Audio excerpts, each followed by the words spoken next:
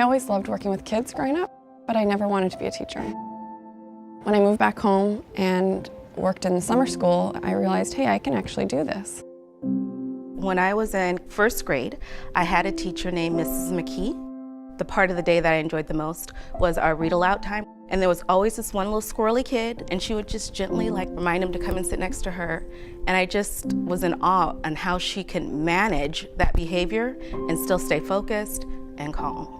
My dad was a teacher, and I run into 75-year-old guys all the time who tell the same story about my father. Frank Inslee found me and got me coming back to school and straightened me out and showed that I had something on the ball that made me believe in myself.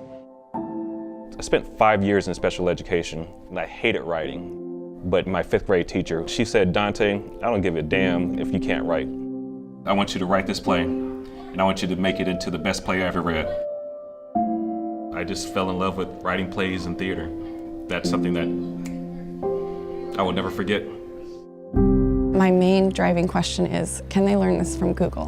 They have all the information they could ever want. So how am I helping them apply that and connect it? When I started teaching, there were days I'd go home and I might say to myself, I didn't even talk to Molly today. Did I speak to her? Did I acknowledge her? And with our community circles, every day I'm connecting, and kids are becoming more comfortable and they're owning their own learning so they feel more connected and actually heard. The most important quality of a great teacher is just to have a relationship with your students. Everything else falls into place when your students know that you care about them. When you bring in the arts into the classroom, the students become alive. Their eyes are bright, they're standing up. Without being absent from the situation, he makes it seem like you are the one directing your learning. I really look up to Donte for how he effectively turned my life around and turned around the way I was going to go through school. I think teachers might become teachers because they want to help kids grow up to be better people.